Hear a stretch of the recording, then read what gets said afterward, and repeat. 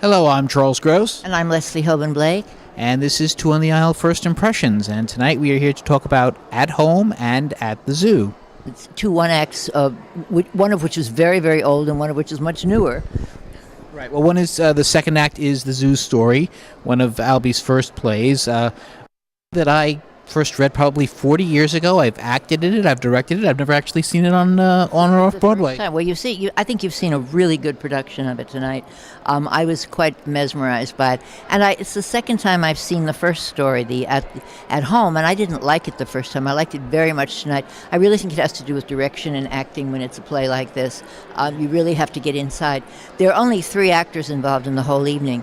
It's Paul Sparks and Robert Sean Leonard in the Zoo Story, which comes second, and the prelude to it now, the preface to it now, is At Home, and it's Robert Sean Leonard, and his wife is played by Kate Finneran, the marvelous and wonderful Kate Finneran, whom we adore.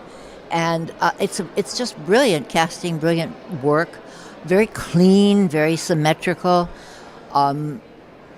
Just a lovely, Paul Sparks. Very quickly, it's at home, upper middle class man and his wife talking. Second act, Peter goes to his park bench on Fifth Avenue to read. He runs into Jerry, a less fortunate man, shall we say, who has been to the zoo, and it's mostly Jerry's monologue, mostly Sparks talking. Gigantic monologue. It goes on and on and on, but he doesn't just talk. He inhabits this character in a way I've never seen done before. Yes, and a little more southern, a little more menacing, very different than I've envisioned him over the years. Well, I've seen him. I think I saw Zachary Quinto play him, and usually he's played in a very menacing kind of way. And he's not menacing here. He actually sucks Jerry into the conversation. Which is how I always imagined. I actually, when he first came out, I thought he was too menacing, interestingly. Well, anyway, those are the two 1-acts. We can talk a lot more about them when we... Well, so you enjoyed it. Very much, both of them. I enjoyed it not quite as much as you. I did feel the play kind of weighed down, especially the Zoo Story.